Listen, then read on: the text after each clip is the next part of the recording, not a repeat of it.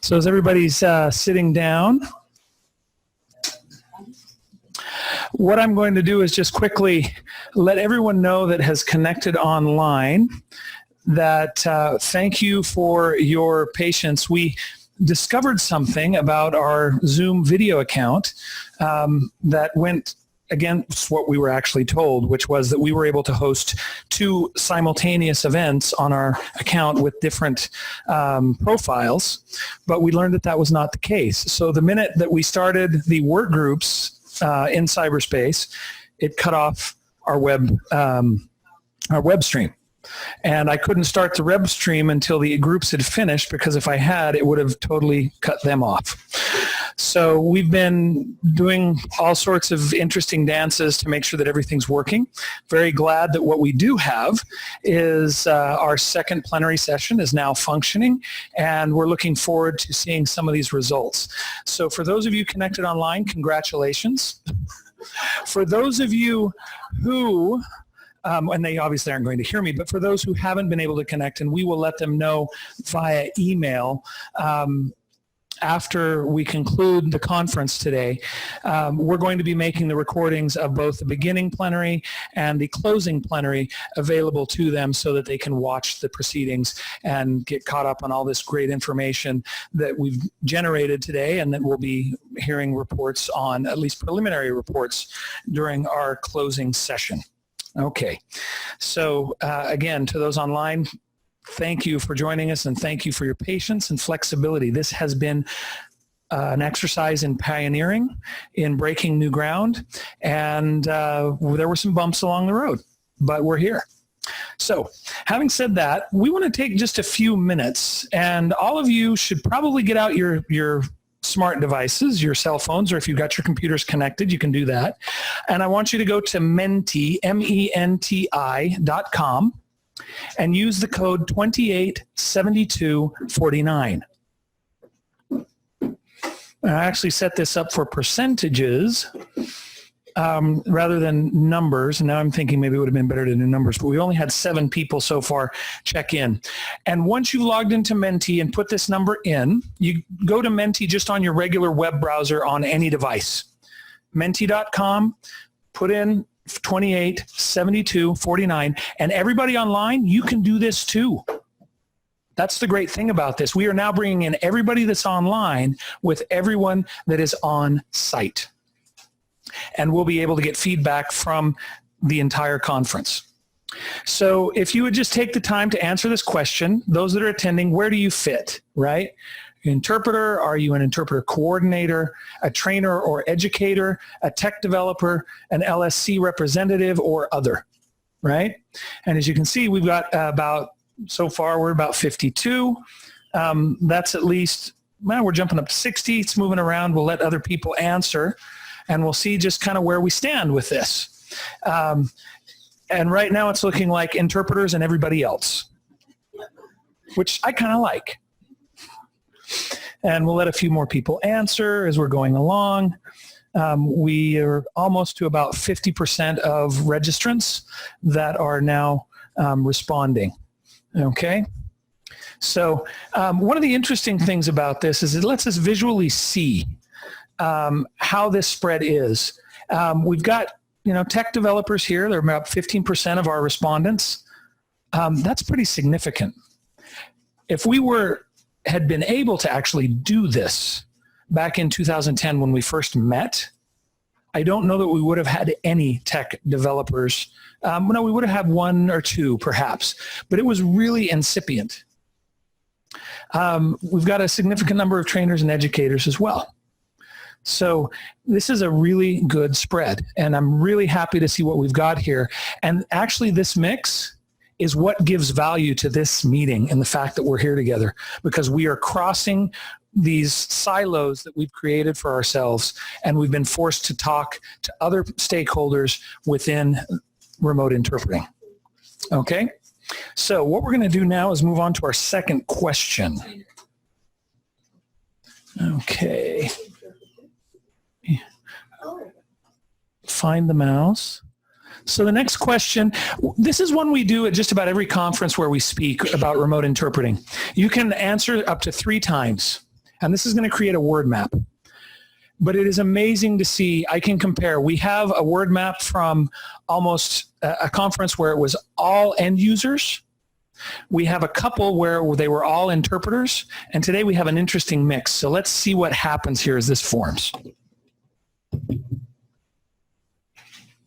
And those online, make sure that you're joining us as well and sharing your words for finishing this sentence. Remote interpreting is.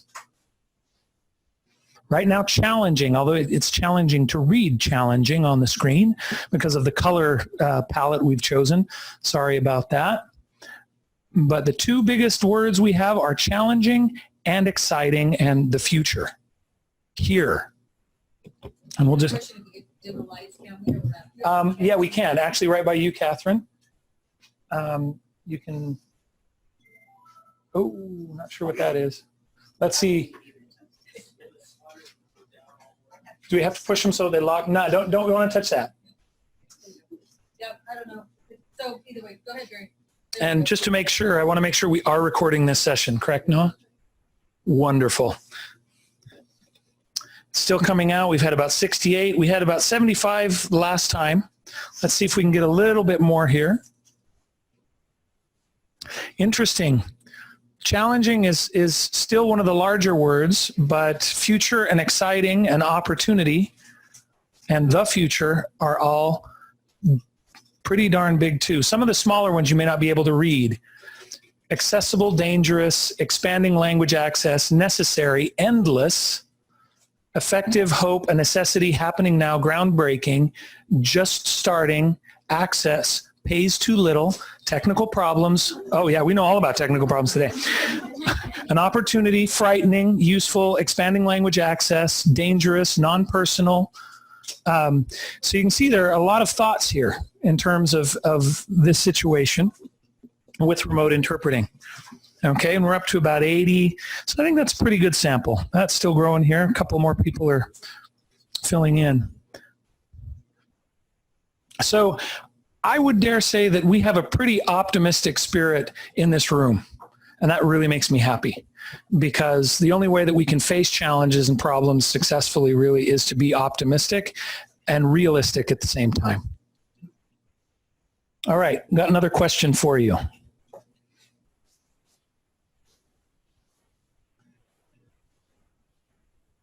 What threats does remote interpreting pose? Now, you've all been able to talk about that. One of the groups that I was listening in on, they looked at me and they said, this second group is a lot harder to provide recommendations. It's really easy to complain. And it is. But nevertheless, it's an important part for us to see what those, those threats that are out there, because they are real. Especially if this gets implemented in a way that does not take into consideration all of the things that we've been talking about today and the interests of the best interests of all of the stakeholders. Unreal expectations, less pay, job security, lower quality, unrealistic expectations, low quality input. Turn this way. Unqualified interpreters flooding the market. Let me just say, as we're looking at some of these, and we haven't mentioned this today, but it's an important thing that we need to remember. The technology needs to be separated from the business practices, because bad business practices are bad business practices. And we've all seen them with the existing models for providing interpreting, even face-to-face. So the technology doesn't necessarily go hand in hand with a bad business practice. So we need to separate those two out and understand that technology is a tool, right? And it is a fact that the world is flattening, but we need to make sure that we understand how to provide quality in a flatter market. Let's see some others. Number on non-qualified interpreting. So that's actually, if I can flip that around, that speaks to the need for more training. Clients pushing for lower price at the expense of quality. It's a real risk, particularly when there is a stick rather than a carrot, right? Decreased quality of interpretation and the use of unqualified interpreters. We're seeing that over again. Quality seems to be a recurring theme right now when it comes to the threats or the risks. Okay? So something for us to take in mind. Also, again, we get to collect all of this information and we then get to synthesize it as we prepare this report. I've had a lot of folks respond. Obviously, we're not going to be able to scroll through all of these response. Okay, no threats, only opportunities to educate, improve, and adapt to a technology that will expand the access to language services. I really like that. I'm kind of on the same wavelength. Pay, all of those things are coming up, and that's not surprising given the number of interpreters that we have attending the conference. Because if we can't make a living, we can't stay in this. Look at this last one. Replace any other mode of interpreting since it doesn't fit all situations. Yeah, that is a risk. If it just comes in and wholesale replaces everything that came before, there can be some disastrous results. And some of you may have seen an article that I published in the ATA Chronicle. I think it was the May, June, or June, July edition. I can't remember where the months fall there, where I talked about remote interpreting, right, and how we address it and some of the challenges and the opportunities. And there was a response to that article in the form of a letter to the editor, the following edition of the magazine. And an interpreter went through and said, I completely agree with, many of the things that were shared by Professor Olson, but I want to tell you my own personal story. And she talked about how she was elated when they were going to bring in remote interpreting because it meant that there would be access to languages of lesser diffusion, or exotic languages, whatever you prefer to call them, and that it would mean that interpreters would be available in times when there weren't staffers there. Well, the implementation was so bad that they ended up letting go just about all of the interpreters and had a couple on staff. And it got to the point where no one wanted to use the remote. They didn't know how to use the remote. No one taught them really how to use the remote. And so at the end of this experience, she actually left and went to work for a school district as an interpreter and translator because of what had happened. And the providers had gone back to using broken high school Spanish to try and communicate with the Spanish-speaking LEP patients in that facility. So it was a real step back. So that's just one example of what happens when things are not implemented appropriately so that what really is served is communication while taking into account all of the needs and concerns of the stakeholders. We've got more coming in, but just for the sake of time, we're going to move on to our next question. So here it is. What opportunities does remote interpreting pose? Or offer, perhaps I should have said.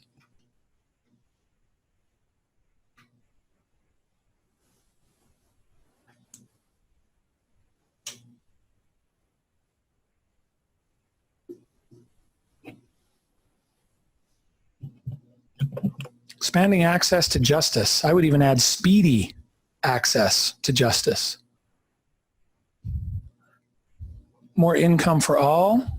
Could be a regular income. Less travel. I like that one. I know that there are colleagues that would think that less travel isn't necessarily a good thing. And that's fine. Everybody has their preferences. We can reach listeners in remote areas. Access to justice. Expanding access to justice. More locations, could be unlimited, I hope. I also agree. Once we're able to get the ball rolling a little bit faster down the hill, there is potential for an enormous and expanding market. Increased language access, that's right. There it is again, more multilingualism. To the extent that we're able to make it easier to access services at a price point that the end users can use for the applications that they have, that's when we're going to see the growth. More verticals, more accessibility. Access to professional interpretation services on an unprecedented level globally. Very true. More languages available to serve more patients.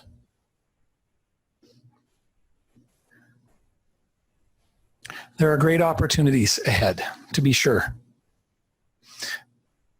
You can see that the recurring theme of access to justice and also of expanding access to patient care are a big theme coming through here. The opportunities are endless. I like the way that person thinks too. We'll let a few more of these come in. And if I remember correctly, this is going to be my last question.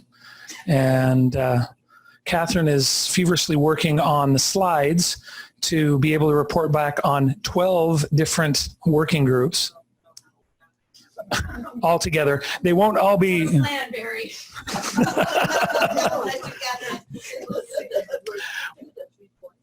Let me just mention a couple of things since all of us were here and participating in the on-site work groups. First of all, where's Chris? Oh, actually, she's actually back doing her job again. She's probably raising her hand saying, I'm here. She's back in the office. Chris Silva has been helping all of the moderators for the work groups online, making sure people are getting connected where they need to go. And she's done a fabulous job. So she is watching. So I'd like everybody to give her a round of applause.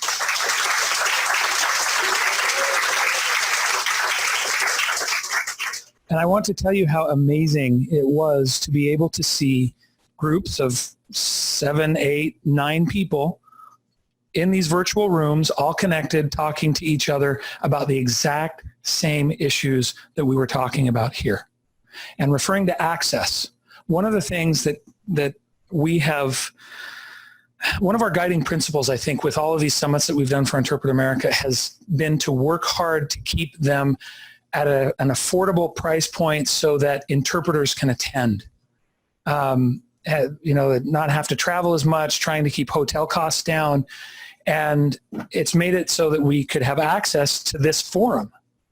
This time around, we've been able to expand and offer access to those who couldn't travel, but were willing to take a full day and put in the work to be able to contribute. And as a result, we were able to reach out to almost 100 other people that are located all over the country and all over the world. Just off the top of my head, after going through registrations, we have Canada, United States, Mexico, Germany, Spain, UK, Brazil, Argentina, and France. There may be others. I don't have the full list, but just to give you an idea of people that have been watching and participating that are interested in this topic. So Catherine, have you sent those slides along, or do you need they're in the Dropbox. So I'm just going to check here quickly, and I'm pretty sure that that's our last. Oh, no, we've got one more. That's right. And this is a fun one because here I'm giving you all 100 points. And you all get to decide what you're going to do with your 100 points. And you must divide them among these 3 things. Which aspect of remote interpreting needs the most attention right now? Technical standards, business practices, or working conditions? And yes, those 3 are really hard to decide between, but I want to give you a hard question. You've only had 3 answers so far. You're all thinking. So it's on the original site. Yes, they are. Okay. All right. So once we're done with this, you can get set up and I will load that. It may take a minute, but you can talk as we're working on it. So we've got about 46 people that have responded so far, and you'll see I think everybody's saying that they're all equally important because we're coming in just all about the same, which is an interesting thing to note. Let's keep going. We'll see if we can get up to maybe 100 respondents.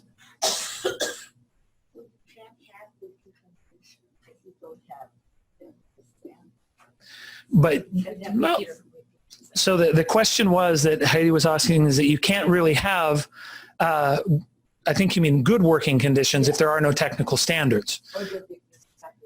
But there could be, if the standard works okay, or the technology works okay, even though because right now there aren't standards out there, and there are situations where I'm working very well. Technical standards you mean only for the knowledge. Yes. Oh, Mm-hmm. I rated technical standards a little bit lower than working yeah, conditions he's good. because we all Yeah. know what you're Go ahead and use your mic, so in that way everybody who's out in cyberspace will be able to hear you. So, Heidi, I actually rated technical standards a little bit lower than working conditions because we all know what good working conditions are, and I don't think those change whether it's remote or on-site. The technical standards will always change, but as long as we know there are certain basic requirements, then the technical standards can adapt based on how the technology evolves.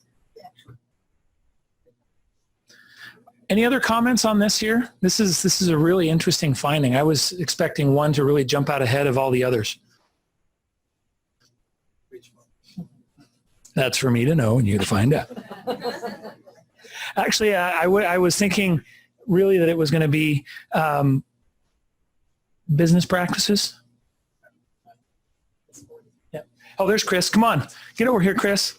So everything was working. Did you see the virtual clap? I did. Okay, now you get a face-to-face clap.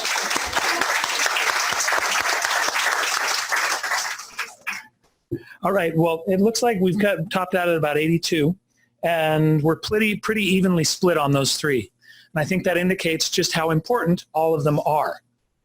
So what I'm going to do now is we're wrapping up our little exercise with Menti. I'm going to turn the mic over to Catherine. I'm going to get her slides up, and then she will give you the opportunity to just listen to the reports. I can't talk anymore. It's been a long day. It does. All right. Well, hopefully this will all work. There's so many moving pieces. It's a little bit scary. I think we're going to have PTSD over how many details there were in tech for this conference.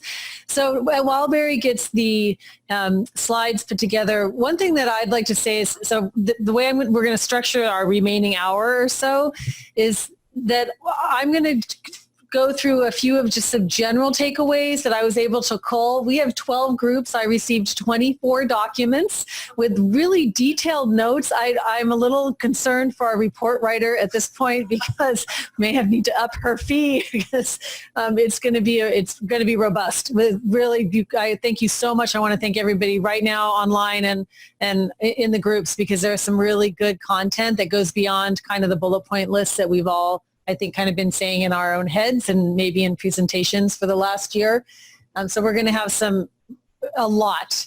So I'm going to just go through some of the ones that jumped out at me. I'm not going to be labeling groups or anything like that, but just like just some of the points for the kind of the changes and the guidelines that people asked for, those last two questions on work group 1, because I think we just did a nice run through of the threats and the opportunities.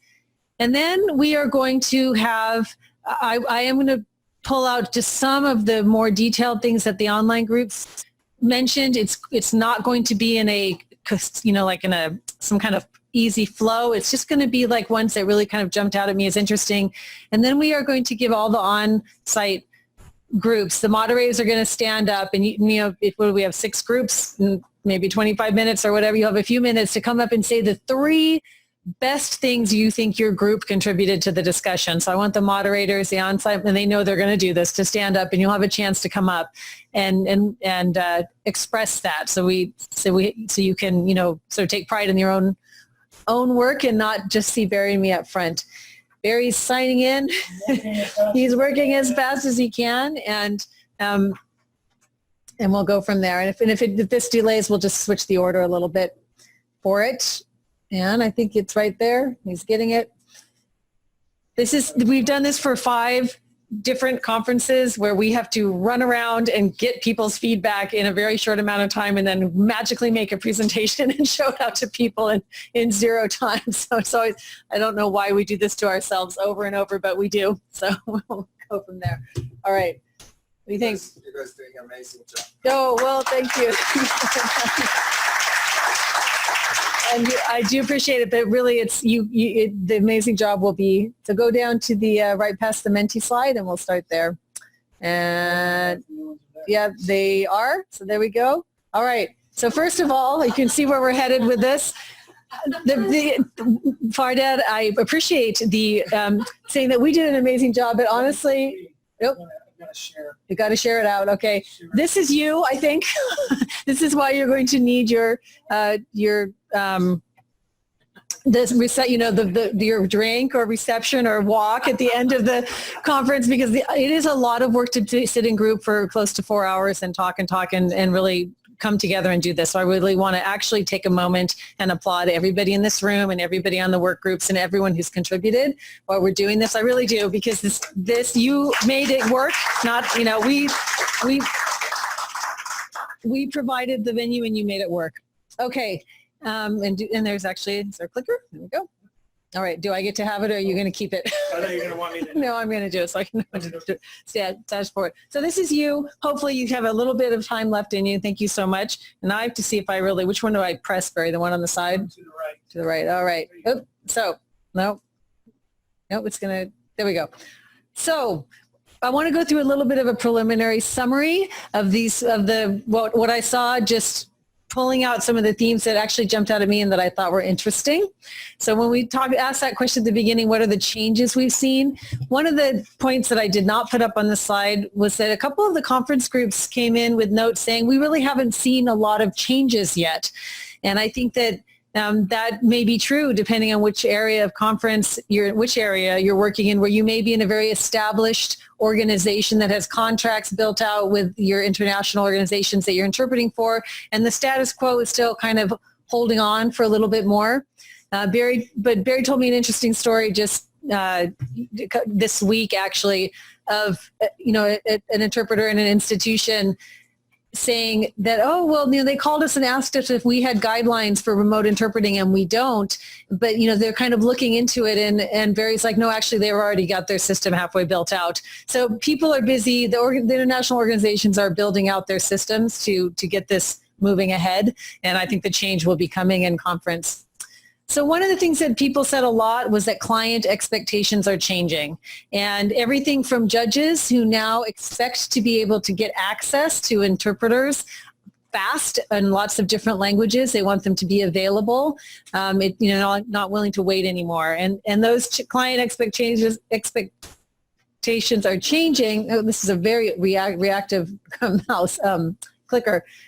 So you have more clients who they want the remote to come in, but they don't really understand the requirements or the hidden costs.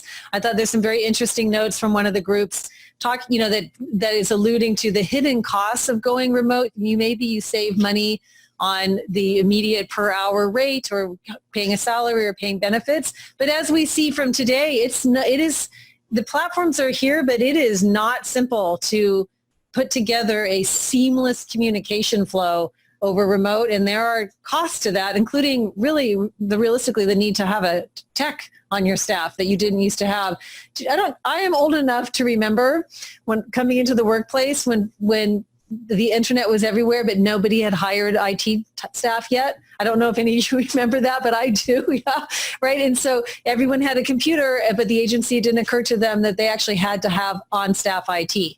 And that's, okay, I'm going to date myself, but really that's like 20 years ago, that was the reality. And now we can't even imagine not having an IT person on staff just for our computer infrastructure.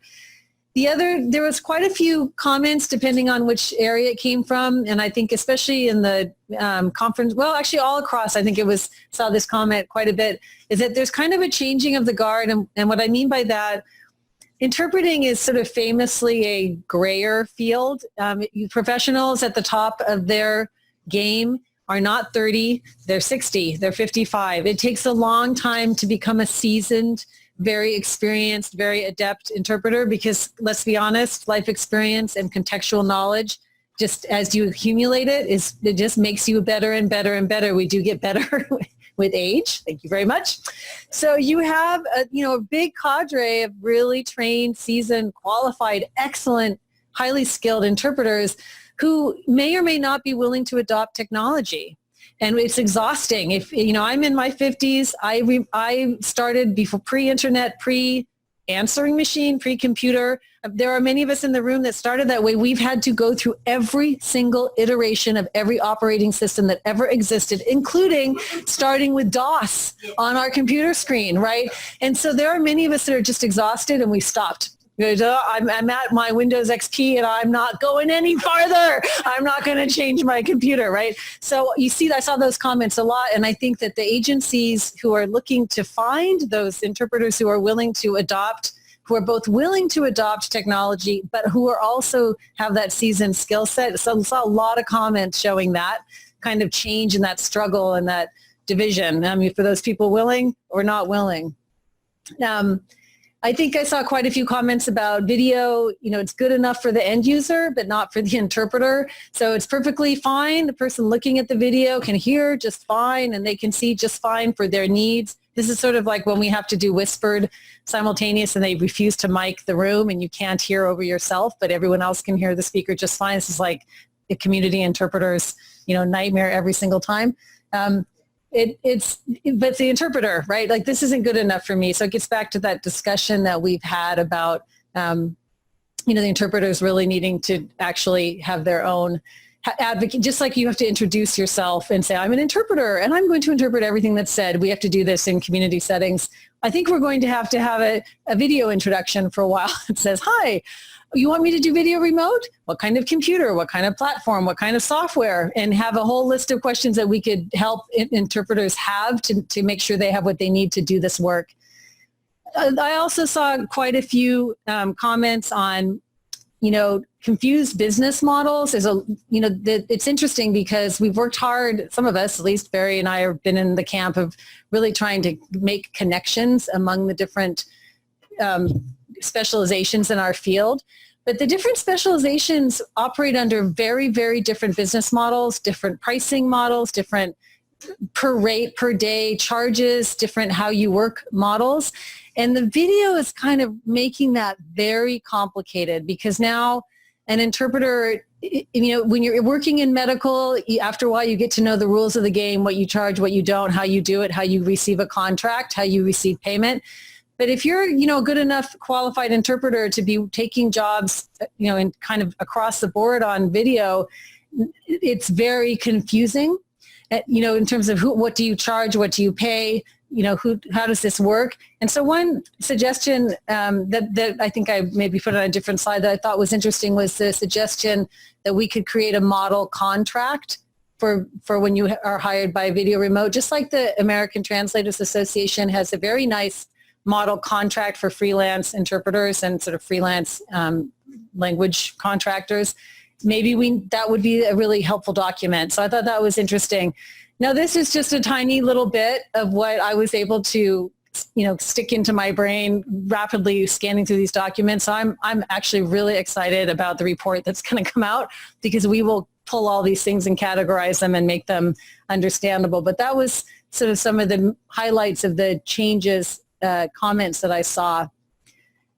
Now, I wanted to go on and report a little bit about some of the guidelines that I saw, this idea of like, what this was in the first session where people were answering. We asked sort of which areas of remote interpreting most need guidance and guidelines and have best practices, like where should we be focusing on? And there were some interesting responses as well. I think one that really jumped out, a lot of people talked about just the guidelines for how do you manage discourse over video, especially in a courtroom or a meeting room with dialogic, like if you've got 3 doctors and 2 family members and you're the remote interpreter in there, how do you actually how do you just even interrupt to say, stop, I need to interpret? Are you inside the room? There's all kinds of tricks of the trade that consecutive interpreters use to kind of lean forward or jump in or use their body language to signal, hey, I have to interpret. And we do a lot to train interpreters to be able to do that in kind of in an unobtrusive way. And so quite a few comments around the legal and medical, like, okay, well, how do you tell an interpreter to really manage the flow of that stop and start without being really disruptive and sort of interventionist? And I thought, and of course, I feel like all this stuff needs research to find that out. Another one was guidelines for team interpreting for simultaneous and consecutive. So, there are some for simultaneous. I really don't think there might be, maybe IEC has some for consecutive for over remote. I'm not sure. However, like when is too much? When is it too much? When is consecutive too much over a VRI? not just simultaneous? When should you have a team of consecutive interpreters? What if this trial, is 6 hours long? Are we really going to put that to a consecutive interpreter, for a long time? I mean, some courthouses do have interpreters work in teams, but the majority do not. I will tell you that right now across this country, the majority do not. It's one interpreter all the time, simul, consec, mixed. And I'm looking at Gladys and knowing that she knows this is so true, right? Guidelines for minimum tech specifications, that's no surprise, but it jumped out everywhere, all over the place. And of course, it's going to be different. And this is challenging for our field because, you're not going to get booth conditions that, we've got this wonderful set of tech requirements that has been worked out for conference interpreting. That's sort of the top of the pyramid. How do you actually create the best possible minimal requirements in a courtroom, in a hospital, in a school setting that really lets the interpreter hear? What are we going to do to make sure the interpreter can hear and see? And what does that look like when it doesn't look like a booth at the World Bank? So with those, that kind of jumped out a lot. And then also this jumped out a lot. It was interesting. I had a conversation with one of the online moderators who was a little bit concerned about this conversation beforehand because she thought, are we just going to end up with best practice recommendations based on anecdotal experience and expertise that we have in this room, which is very deep, but it's still anecdotal. It's not research based. And I think this is, and maybe in healthcare, we have so many things that are like sacred cows at this point. You have to sit here. This is the best position. We have no idea from a research point of view what the best position is for a healthcare interpreter. I mean, not from research. We have an idea just on our experience, but that's it. And so lots and lots of calls for research-based best practices, calls for funding, calls for having groups of people put funds in place for that. So I just wanted to highlight that because I personally, and I think Barry would probably agree with me, feel like this is definitely an anecdotal expertise that we will be putting out as a result of this summit, that it is not research. It should not be confused with hard science on that. Another guideline that jumped out for me was this, it's guidelines for when to use remote, with whom, and for what kinds of assignments. And this, again, is more relevant once you get out of a booth in a simultaneous setting. If this is really a huge question for healthcare in particular and for the courts, what kinds of legal interactions are appropriate for remote, and when really do you need that interpreter in the courtroom? What kind of medical interactions are appropriate for remote, and when should you have that face-to-face interpreter on site with the child dying of cancer or the very complicated surgery instructions or whatever it is? When do you want face-to-face and when do you want it to be remote? And so we look at it a lot from the perspective of, what are the guidelines for us as interpreters? But here is that case where the end user is so important, right? The end user is so important.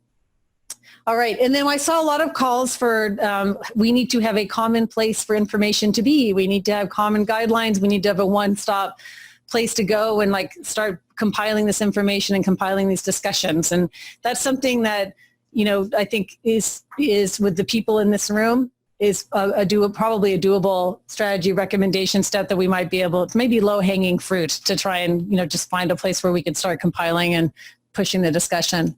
And finally, this model contract for remote interpreting is what I pulled out from here. And those would be the guidelines. And when the on-site moderators report here in just a minute, they will be able to add to all of this. And again, there's so much more. I mean, I can't even tell. There's got to be like 100 pages of notes that have come in already. It's amazing. All right. And I'm going to talk at you a little bit more, and then we're going to have people report. And I am going to just try and pull out a few of the things that the online groups came in when it came to the concrete recommendations.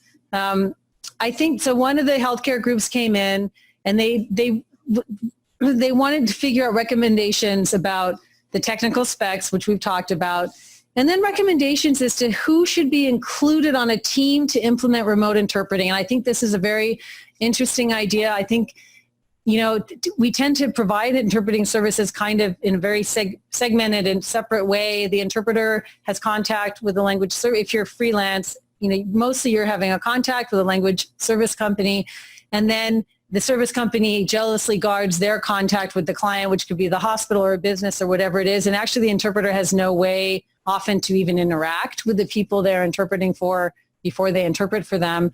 And that is true in legal and healthcare. And I don't know, for conference, I don't know as much. And so the question for that is, who should be on these teams? And how can we break down some of those barriers so that we actually have common sense recommendations? So I thought that was an interesting point. And so I thought this was interesting too. Best practices should be written for remote interpreting with an emphasis on pre-sessions and intervention scripts and guidelines. And what they're getting at here, this is again from the medical group, is that remote interpreting as it plays out in many areas still requires the interpreter to make a lot of situational decision making. It's not just like I say this and then I say this and then I say this. There's a lot of decision making around, oh my goodness, the patient or the client has just asked me to do something inappropriate. How do I handle it? How do I intervene? And so looking for ways to how can we adapt those decision making practices onto best practices for remote. We had recommendations for how can we make training for interpreters on how to use technologies, either brand agnostic perhaps, or just how can we get that training out there. And Barry and I have heard a lot of that this last week. The agencies want to have a way for interpreters to get training on these platforms. And because agencies can't provide trainings directly themselves, this is a huge issue for the field. How can we get training? How can we get these, interpreters want to do it, but where do they get trained onto platforms? Go ahead, Barry. Yep.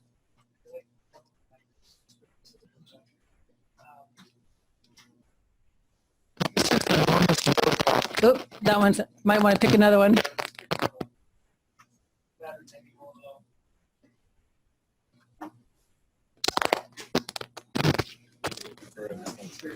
Maybe it's not where I'm going to move over here. So there we go. Perfect. I was covering up the infrared sensor, was my fault. This is a huge bottleneck for moving forward with remote interpreting, to be able to get the training on the tech. And Bill, I'm going to call on you if you'd be willing to just give a quick, 30,000 feet explanation, because a lot of people in this room do not understand the whole contractor versus employee status tug of war that's been going on now for years, and that in many ways ties the hands of language service companies to train people to do well working on their platforms. So if I could, I think it would just be very illustrative and helpful for this group. Right. So here in the States, we have a workforce, and you can compensate that workforce as independent contractors, often called 1099s, or as regular employees, so often called W-2s. There are 5 different ways that 5 different regimes under federal law by which workers are classified either as employees or as independent contractors. The least restrictive is how the IRS does it, and it's also the least, by far the least aggressive investigative agency. Basically, if you are providing training or if you are requiring people to behave in a certain way, if you're exerting a certain degree of control over them and requiring training or offering training on your platform, if you're a language services company, saying, okay, we're going to hire Christina here. We're going to bring her on board as an independent contractor, but first she has to complete our training, get a certificate from us, and so on. That will be considered in a great many states as tantamount to making her a regular employee. And that has consequences. She may not want to be a regular employee. We have about 80% of our workforce are independent contractors. You may want to exercise, if you're an LSC, more positive control over your regular employees beyond the typical non-disclosure agreements, but exclusives and non-competes and so on. You may restrict the rates that she would be able to charge other organizations if she's a regular employee of yours. So we have some groups that are doing some innovative solutions. I know Ginny Bromberg is also in the room, and she has interpreter training online. And there are other outfits that will provide training for for our independent contractors that you can then take advantage of as a language service company, but it really does restrict what language service companies can do. And then on the contracting side, and we see this a lot in big contracting, big vehicles like the Executive Office of Immigration Review and some of the other large federal contracts, the federal government and often large buyers will not pay for training. They won't pay for certification. That is on you as the company. So it sort of squeezes companies from both sides and puts a lot of the burden, unfortunately, on the workforce. Thank you very much. For taking the time to explain that, because that is the issue. We do have it's not just for remote training. I think it's actually infantilizing our industry to a tremendous degree that nobody can provide training except a training organization. And we don't have an academic pathway in this country very much, and we don't have enough training organizations. And so it is a huge issue for the field in general. Go ahead. Yeah, it's not specific to our industry. Right. It's an artifact of unemployment regulations, workers' comp law, overtime law, exempt, non-exempt law, and tax law in the United States, like 5 different categories of regulation that then get filtered through 55 states and territories. So if you're a business owner working across multiple states and territories, you know exactly what I'm talking about. Languagepolicy.org does have some white papers on this if you're interested in more information, or you can find me at the reception. All right. So languagepolicy.org is a place where you can find out more about this topic. So I'm just going to say one more thing that I think applied across all of the groups that I felt was interesting. And now I've got to find what I was going to say. Maybe I won't say one more thing because it's got out of my brain now. Oh, I think it's got out of my brain. No, this is what it is. I thank you very much. Sorry. It's been a long day. It's back in my brain. This I think is an issue so one of the recommendations was when you roll out video remote interpreting inside an organization, that you should test it and roll it out for at least 6 months before it actually goes live. And I thought I have heard about very long processes in high-level international organizations where that is an approach that has been taken, and successfully so. And also I think in the hospitals, and Halika, who spoke in the morning, Stanford's been working hard to get a rollout that benefits their end users and their interpreters and isn't just a steamroll. And so I thought that was an interesting recommendation. Now, again, I mean, there's so many, but I want to make sure everybody, our moderator, on-site moderators have a chance to stand. So we're going to shift to them and kind of do the final bit of our report back. And I'm going to go around. We have 6 groups in this room. You can just use the mic. I think that's probably easiest when we go to your group. And what I've asked each of the groups to do is to give me the 3 best bullet points of contribution you think your group came up with. That's what the moderators are going to say. And we're just going to give the moderators a chance to report back and sort of celebrate the work you did. And I'm not, if there's somebody who feels really ready and wants to raise their hand, they can raise their hand. Otherwise, I'm just going to point to the tables and we'll go from there. So, Bill Rivers, thank you. I know I can count on you. Bill Rivers has raised his hand. I'll go first, which means, you won't be stuck listening to me at the end. I don't want to be between you and your cocktails. Okay. I'm actually going to say 4 things, but this was prearranged with Catherine. So this group is profession-wide work group 1. We're a very heterogeneous group, LSCs, interpreters, language technology vendors, and me. And the first thing, and I wanted to just spend a couple of minutes on the standards. In this room, you have the chair and the outgoing and incoming chairs of ASTM Committee F43 on Language Services and Products. I'm the outgoing chair. I'm very outgoing. And Kathleen Diamond, also very outgoing, but she's the incoming chair.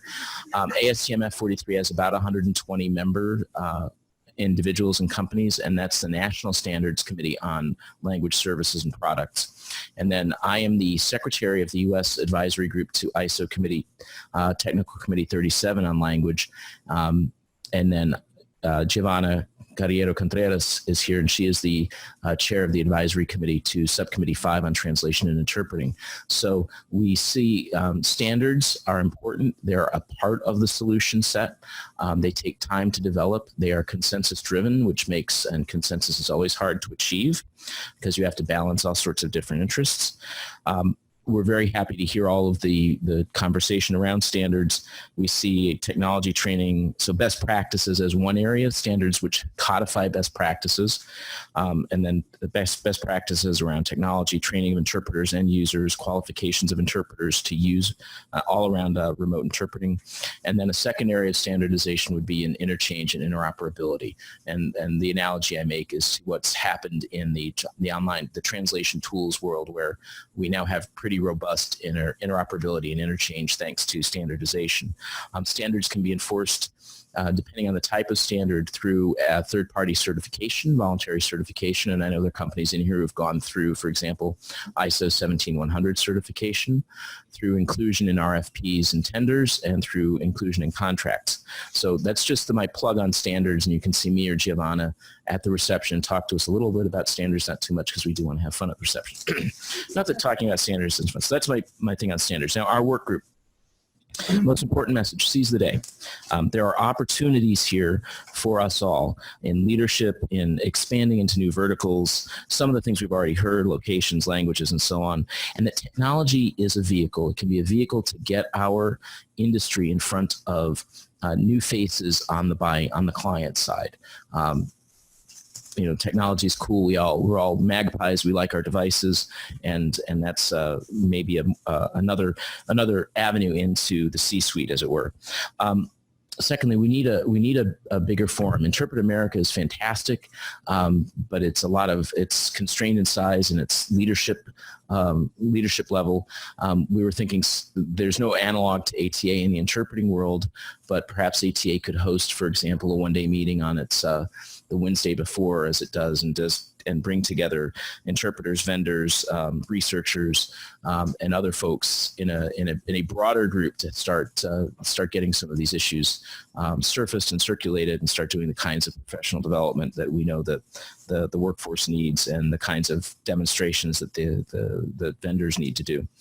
And then finally, we proposed that a number of organizations get together and work on how-to guides.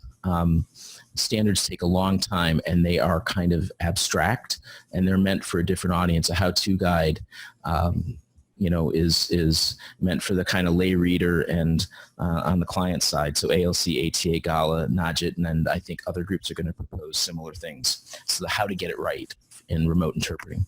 And with that, I'll turn it back to Catherine. All right. Thank you very much, Bill, and thank you for your group. And I love that. Seize the day.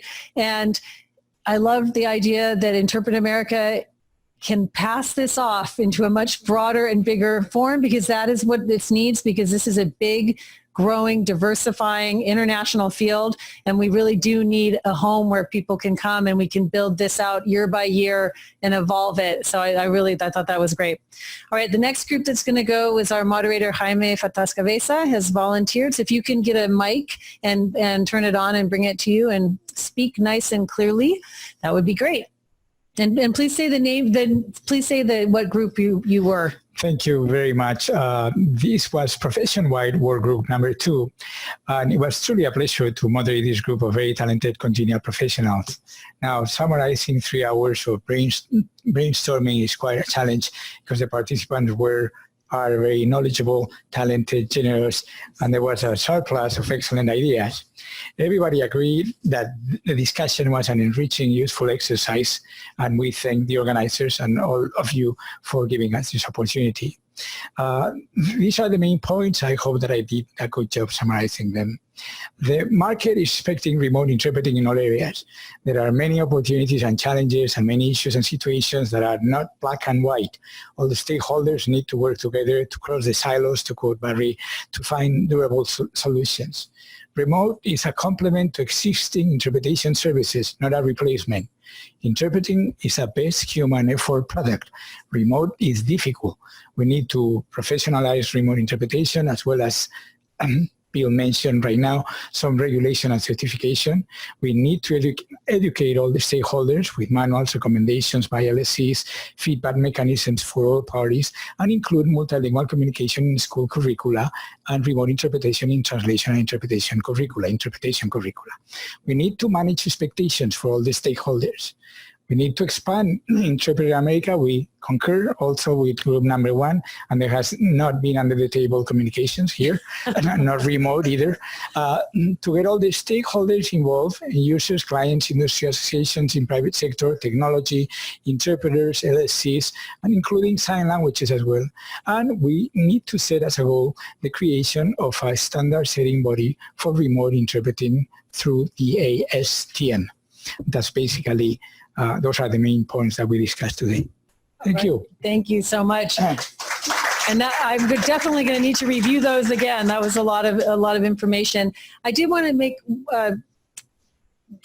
respond to one piece that you had in there. We did not in our past summits. We really have included ASL as part of our summits and as part of the discussions.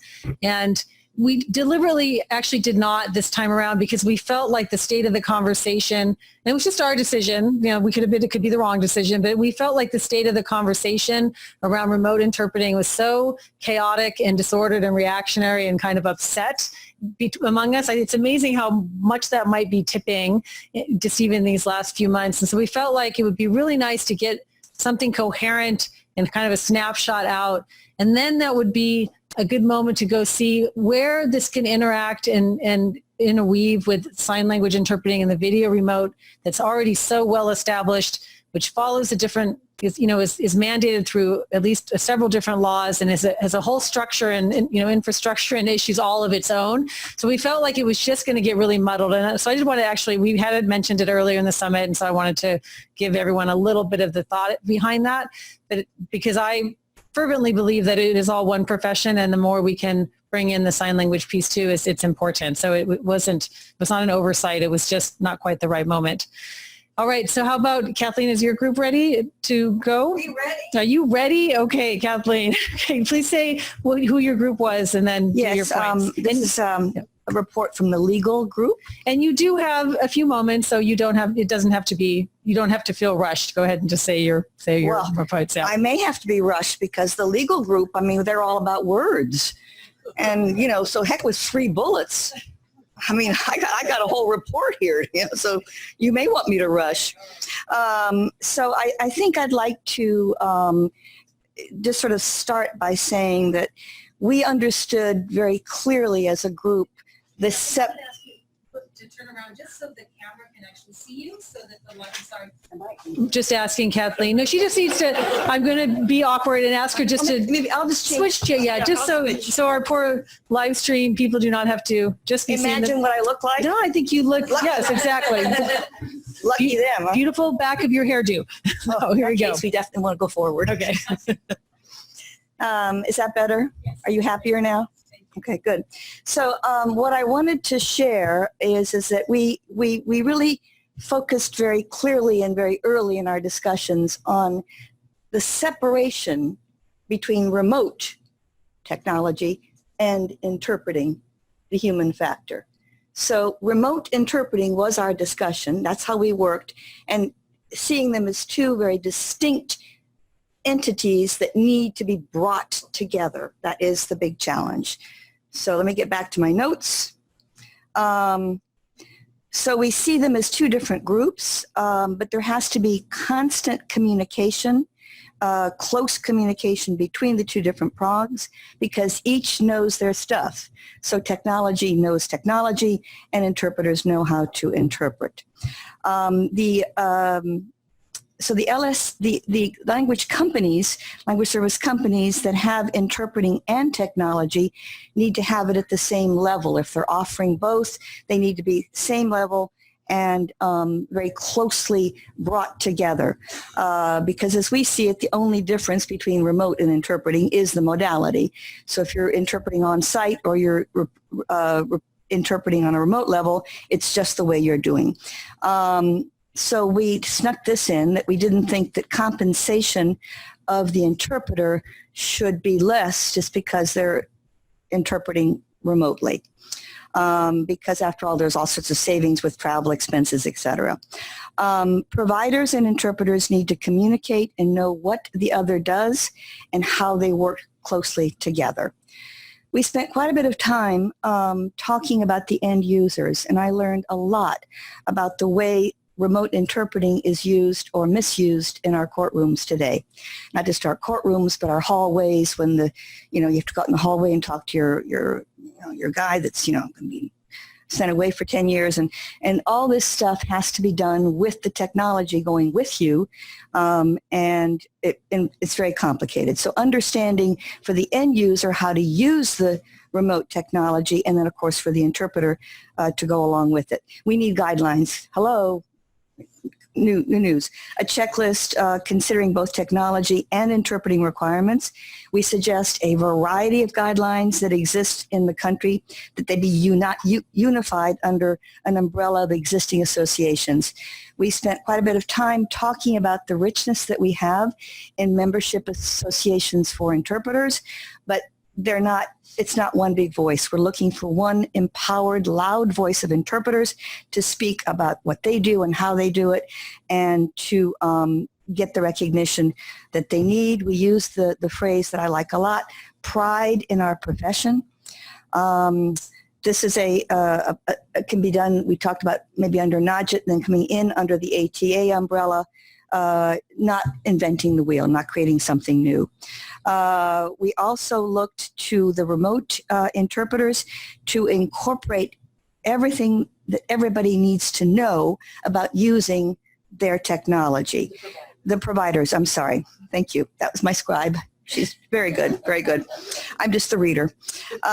Technology in courts and legal situations. The interpreter focuses on interpreting, and then the remote technician focuses on having the technology. We felt that a good interpreter shouldn't have to worry about taking the screen off of the camera if that's what's required, that needs to be done by the technology support.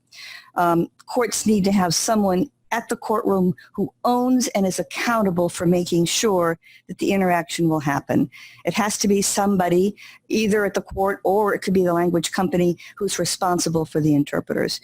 And this is important because, as I said, it gets very complicated in the legal settings as to where this is happening.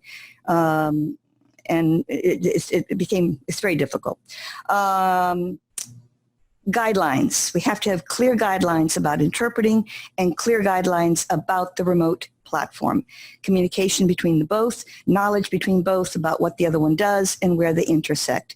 Intersection is key because it has to happen. That's what we're talking about. It's not going away. We can't work independently. For guidelines in legal interpreting, existing membership organizations should work on guidelines. NAJIT can work on establishing position papers and guidelines, work with all the already existing other associations to establish this together. And since my colleague Bill has already given the commercial for the ASTM standards, our last and very strong recommendation is that we actually write a standard for remote interpreting. Thank you very much.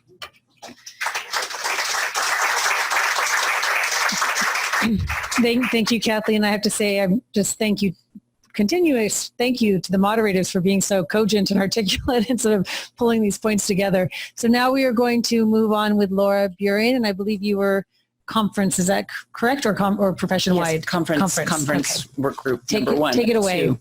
And the reason I didn't want to go first was because I knew all my colleagues would say everything I wanted to say, so I don't have to talk so much. So thank you. With our group, though, I do want to go back because we had so much more to say in the morning in terms of venting than in the afternoon in terms of fixing the problem. I do want to vent a little bit more. But it really, in discussing this, we felt that expectations are really evolving quite rapidly. Should I be closer?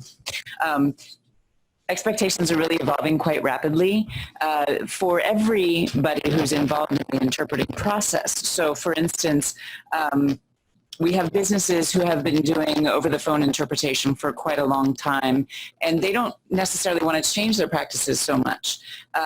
But then we have clients who have rapidly evolving expectations of how we are going to be everywhere all the time doing everything. What do I need to change? We're just going to switch. We're going to switch out your the laptops. Okay. Got it. Thank you. Okay. Nope, it's still happening. Let's try switching. Thank you. Could be where you were sitting. Yeah, I don't know. Sometimes it's a bad spot. So that's better. Looking at the interpreter expectations, we want to maintain the same work standards and conditions. We want to maintain the same pay, but it would be nice to be able to stay home and not have to be on site. So there's a variety, a mix of expectations, changes or lack of changes there. But clients, for instance, we have really high expectations of us being available all the time, anywhere through remote interpretation. But in the case of technical problems, we can only control where we are. We can't control offsites. For instance, at the World Bank, they can have wonderful control within the World Bank institution. But if they're reaching out to someone overseas, there may be issues on that end of it. And pay is an issue that came up in the problems or challenges. And then we talked about how there is a lack of transparent or clear business models. And you have to have different business models, for instance, for on-demand interpretation versus scheduled meetings. And so really thinking about the interests of all parties in that and how to come up with a more transparent and easy to follow business model. So getting towards solutions. We said the same thing as everybody else in terms of needing a common source of information or place to exchange best practices, whether it be a website or perhaps a closed and moderated LinkedIn group might be a way for those of us who really cared to make these changes and talk about them together to have really good discussions without getting shot down by people who are saying, remote's dangerous, don't do it. And so to have really good discussions there, but at the same time, we were recognizing that this has to be a carefully moderated discussion that requires a lot of time of somebody. So who is that somebody? Is it InterpretAmerica? Is it somebody else?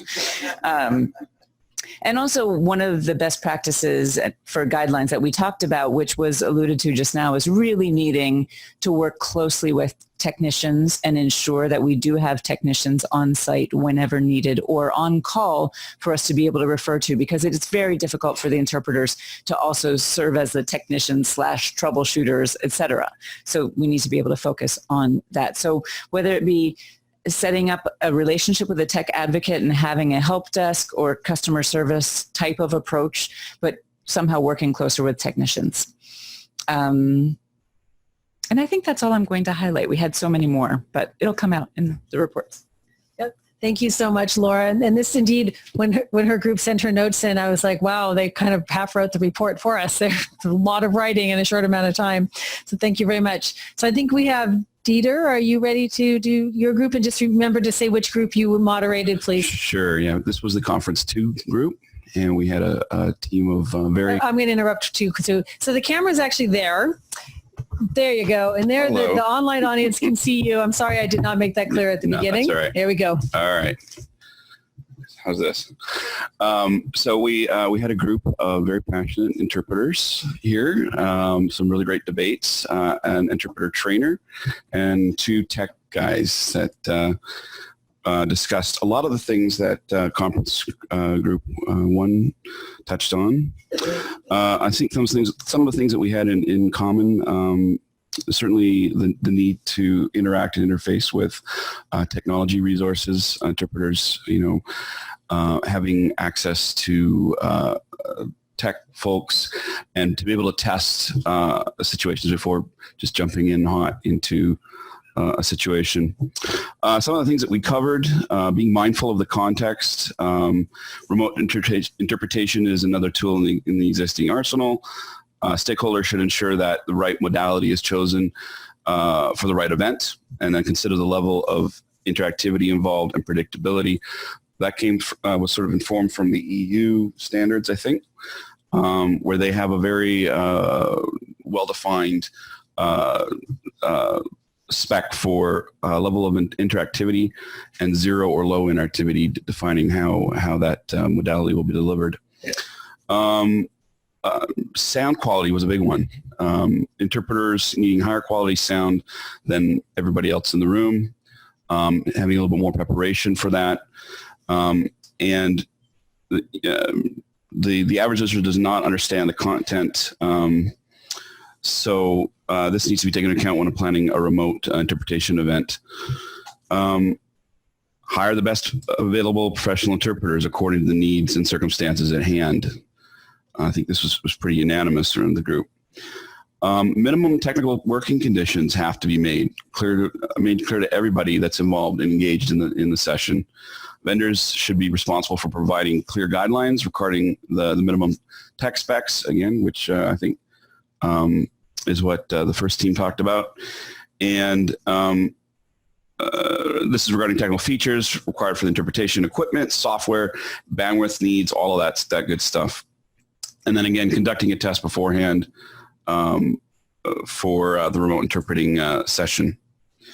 Some other things that we covered in terms of thinking about what sort of liability and security practices should be considered in terms of the sessions that take place.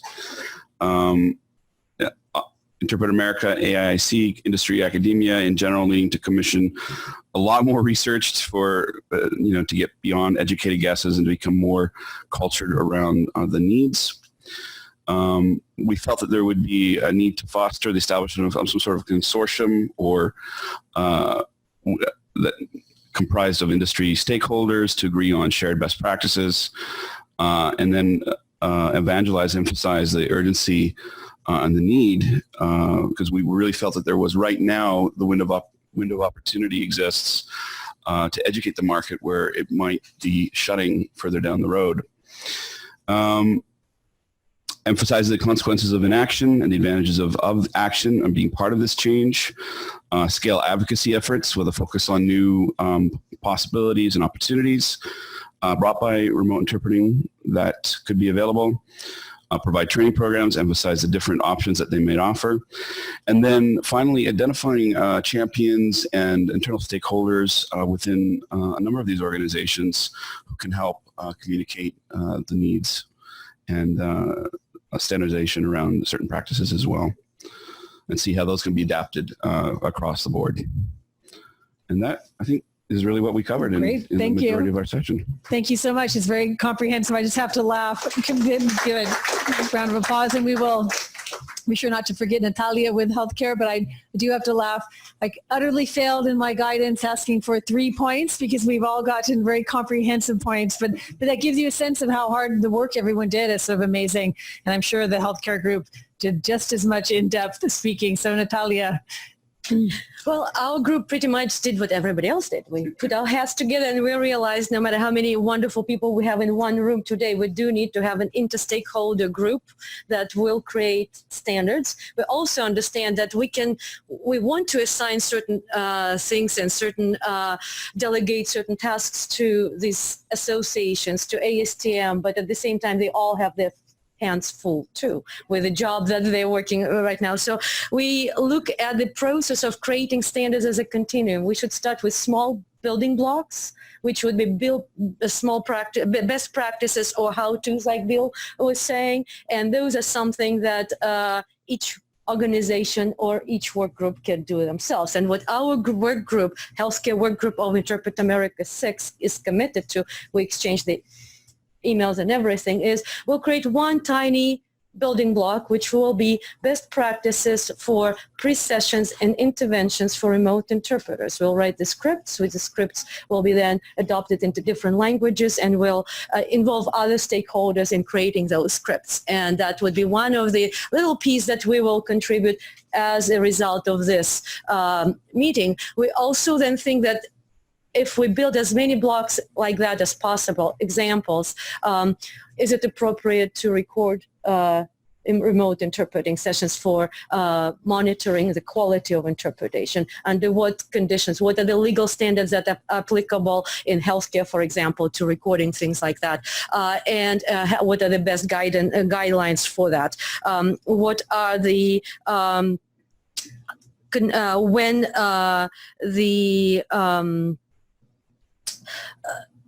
working conditions standards are defined, it's important that interpreters are at the table discussing, including things how many breaks are between remote interpreting sessions, whether they are allowed to be paid for some time preparing for certain interpreting assignments. So as Kathleen's legal group said, that remote interpreting work is not cheaper than face-to-face interpreting. And there are savings on the client side or end user side, but there's also still the same amount of investment into remote interpreting that comes from the interpreter. And that brings us to kind of like what we started with. Remote interpreting as technology is a tool. Behind is a human being, and the human being, it's important that we all agree that it should be certified individual behind that technology. And that's an important step in adopting the standards that we recognize, that we start with interpreter qualifications, make sure that they're appropriate for the setting, for the specialization in our field, and then after that, everything else falls into place. And with that, we think that after we have these building blocks of best practices and how-tos, the ASTM will have more opportunities to create the standards that are informed by the field and come from the ground and not are as unknown in the industry, because we're like asking around the table, do you know any interpreter who knows what ASTM standards right now are? And ultimately, then the application of those standards would be in our certification exams, because we will reference those standards. And so the adoption, the voluntary adoption of the standards will be driven with the necessity to prepare for certification exams. Simple as that. That will make every interpreter read the ASTM standards, read the best practices and how-tos.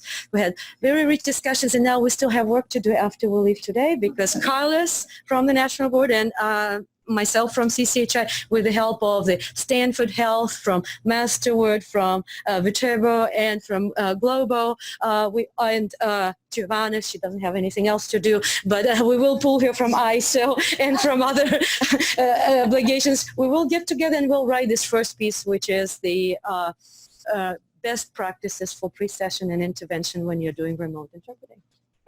That deserves a round of applause. Yes, it does.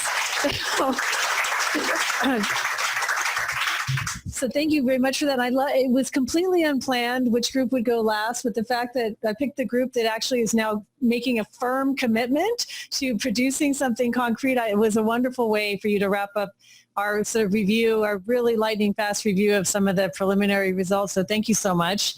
And thank you so much as well to everybody who worked so hard. I know you're fried, and remember, we are going to, for those of you who are on site, thank you with the reception right afterwards. So I'm just going to wrap up. We're coming into our closing moments here.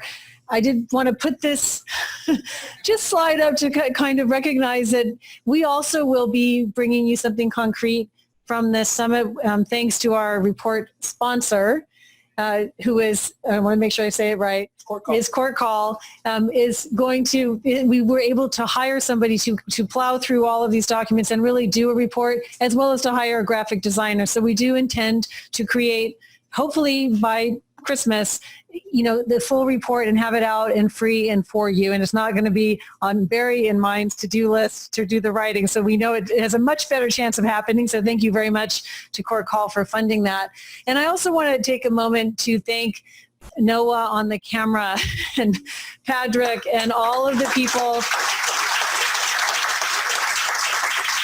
and the conference rental for these amazing mics. It's incredible how much this helps us even just forget needing it for the online streaming. It really, really facilitates this kind of meeting. So I just thank you for everybody who's sponsored. And I know Barry will have a few more words to say about that. And we do have one more funny slide, but go ahead once you finish with the sponsorship part.